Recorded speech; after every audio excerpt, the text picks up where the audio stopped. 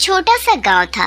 उस गांव में एक सीनू नाम की लड़की अपनी माँ के साथ रहती थी। सीनू की माँ अक्सर बीमार रहती थी, जिसकी वजह से सीनू को एक सेठानी के घर में काम करना पड़ता था।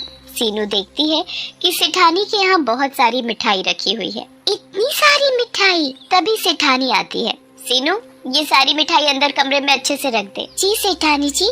सीनू सारी मिठाई अंदर कमरे में रखने लगती है। इन मिठाइयों की खुशबू कितनी अच्छी है। और देखने में भी कितनी खूबसूरत लग रही है। लगता है खाने में ये उतनी ही स्वादिष्ट होगी। मिठाई देखकर सीनू के मुंह में पानी आ रहा था। वो अपने मन को रोक रही थी। तभी उसने देखा कि सेठानी बाहर आंगन में गई हुई है। तो उसने सोचा, सेठानी के घर में तो इतनी सारी मिठाइयाँ हैं, हम गरीब को तो मिठाई नसीब तक नहीं। अगर इतनी सारी मिठाइयों में से एक मिठाई कम हो जाएगी तो सेठानी को क्या पता चलेगा।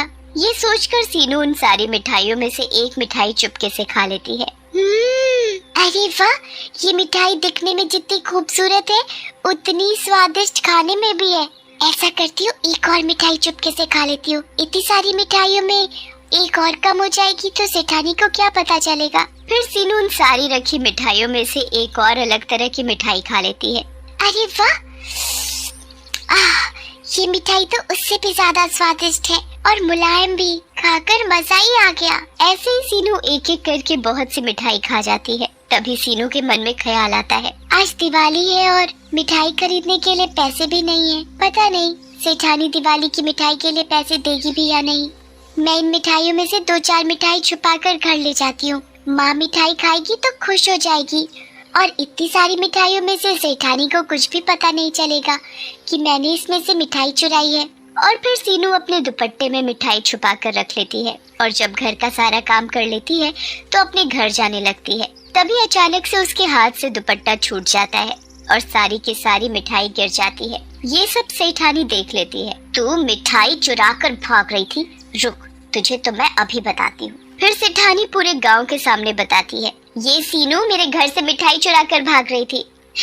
मुझे माफ कर दो, मैंने तो सिर्फ थोड़ी सी मिठाई ली है। कल दिवाली है और मेरे पास मिठाई लेने के लिए पैसे नहीं थे। ये सोचकर मैंने थोड़ी सी मिठाई ले ली। सीनू सारे गांव के सामने अपनी बेइज्जती बर्दाश्त नहीं कर पाती और वो अपने घर जाकर पंखे से लटक कर जान दे देती है। जब सीनू की माँ सीनू को मरा हुआ देखती है तो वो भी मर जाती है और मरने के साथ ही सीनू एक भयानक चुड़ैल बन जाती है। तुम लोगों की वजह से मुझे अपनी जान देनी पड़ी और मेरी माँ भी मर गई, वो भी एक मिठाई लेने की वजह से। अब मैं तुम सभी गाँव वासियों को मिठाई खाने के लिए तरसा दूंगी। और फिर ऐसे ही 1 साल बीत जाता है और फिर दिवाली का दिन आ जाता है। गांव के सभी लोग दिवाली की तैयारियों में लगे हुए थे। सभी गांववासी तरह तरह की मिठाइयाँ बना रहे थे। तभी चुड़ैल वहाँ आती है। अरे वाह, आज दिवाली के दिन सभी गांववासी तैयारी में लगे हैं और तरह तरह की मिठाइयाँ भी बना रहे हैं। अब आएगा मजा जब इन्हें मिठाइयाँ खाने के लिए नहीं मिलेंगी। और फिर जब सभी लोग अपने अपने काम में लगे हुए थे तो चुड़ैल छुपकर सभी गांववासियों की मिठाइयाँ चोरी करके खा जाती है। अरे वाह, मिठाई खाकर तो मजा ही आ गया और जब इन्हें मिठाइयाँ नहीं मिलेंगी तब तो मुझे और भी मजा आएगा। और फिर कुछ देर बाद सेठानी कमरे में मिठाई लेने जाती है तो हैरान हो जाती है, मेरी मिठाई, अरे मेरी मिठाई कहाँ गई? अभी तो मैं यहाँ रख कर गई थी, फिर मिठाई कहाँ चली गई? हाय रे, अब हम मिठाई के बिना दिवाली कैसे मनाएंगे? सेठानी पूरे घर में देख लेती है पर उसे मिठाई कहीं नहीं मिलती और वो रोने लगती है। हाय रे, मेरी मिठाई ना जाने कौन चुरा ले गया। चुड़ैल सेठानी को रोता देख बड़ी खुश होती है। मुझे मिठाई चोर बोला था ना, मैं भी देखती हूँ कि तू दिवाली पर कैसे मिठाई खाएगी। ऐसे गांव के सभी घरों की मिठाई चोरी हो जाती है। कोई भी गांववासी दिवाली पर मिठाई नहीं खा पाता और फिर ऐसे ही उस गांव में जब भी दिवाली होती तो वो चुड़ैल सभी गांववासियों की जितनी भी सारी मिठाइयाँ होती वो चुरा लेती और खा जाती। गांव के लोग मिठाई को छिपाने की कितनी भी कोशिश कर लेते पर चुड़ैल सारी की सारी मिठाइयाँ ढूंढकर चुरा कर खा जाती। पर आज तक किसी को पता नहीं चल पाया कि सारे गांव की मिठाई आखिरकार दिवाली पर ही कौन चुराता है। कल दिवाली है और सभी गांववासी ये सोचकर चिंतित हो रहे थे, कल दिवाली है, पता नहीं इस बार भी दिवाली बिना मिठाई के मनेगी या नहीं। कितने साल हो गए दिवाली पर मिठाई खाए हुए, अब तो बस मिठाई की याद ही बाकी रह गई है। हम सब ही लोग इतनी मेहनत कर कई मिठाई बनावत है, पर जाने कौन ससुर का नाती है कि हमार बनाई मिठाई चुरा के ले जावत है। अगर ऊ हमका मिल गवा तो हम ऊ की टंगवा ही तोड़ दे। हाँ सही कहा तुमने, गांव के सभी लोग तरस गए हैं मिठाई के लिए। चलो भाई चलो, चलते हैं। कल दिवाली है और बहुत सारी तैयारियां भी तो करनी है। हाँ हाँ चलो चलते हैं। फिर सभी लोग अपने अपने घर चले जाते हैं और दिवाली की तैयारियों में लग जाते हैं। पूरा गांव रोशनी से जगमगा रहा था। इधर चुड़ैल भी खुश हो रही थी। कल दिवाली है और इस बार भी मैं हमेशा की तरह गांव के लोगों की सारी स्वादिष्ट स्वादिष्ट मिठाइयाँ चुरा कर खा जाऊंगी। जब इन गांव वासियों को मिठाइयाँ नहीं मिलेंगी तब बड़ा ही मजा आ जाएगा। इन गांव वालों ने भी मुझे बहुत तड़पाया है।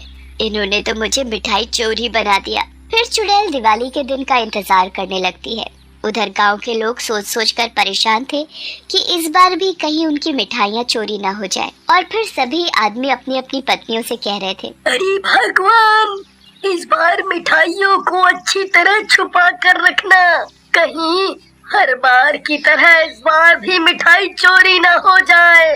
अरे मैंने मिठाई ऐसी जगह छुपा कर रखी है उसे कोई भी नहीं ढूंढ पाएगा। फिर उस आदमी की पत्नी मिठाई को भूसे के अंदर छुपा कर रख देती है। गांववासी भी अपनी अपनी मिठाइयों को छुपा कर रख देते हैं और अपने काम में लग जाते हैं। चुड़ैल उन सभी गांववासियों की मिठाइयाँ ढूंढ कर खा जाती है। अरे वाह, मिठाई चुरा कर खाने का तो मजा ही अलग है। गांववासी पूजा करने के लिए जब मिठाई देखते हैं, अरे मेरी मिठाई, मैंने तो मिठाई को ताले में बंद करके रखा था, तब भी मेरी मिठाई चोरी हो गई।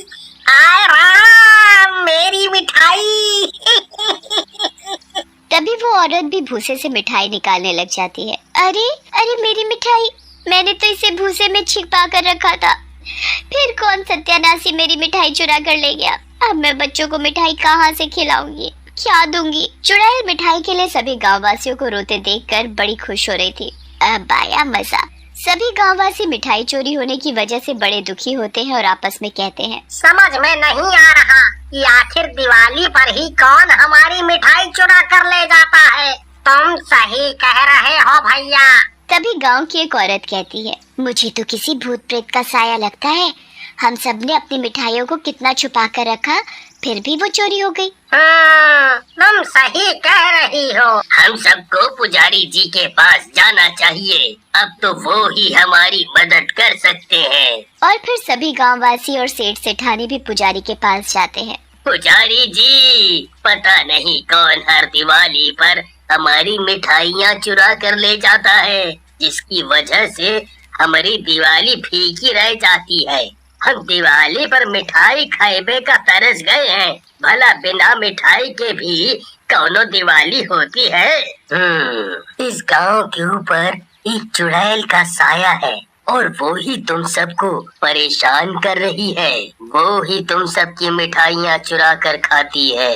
पुजारी जी, हमें उस चुड़ैल से बचा लो, जिसकी वजह से हम सभी दिवाली बिना मिठाई के मना रहे हैं। पुजारी जी अपनी आंखें बंद करके मंत्र शक्ति से चुड़ैल को अपने सामने बुलाते हैं। ए पुजारी, क्यों बुलाया मुझे?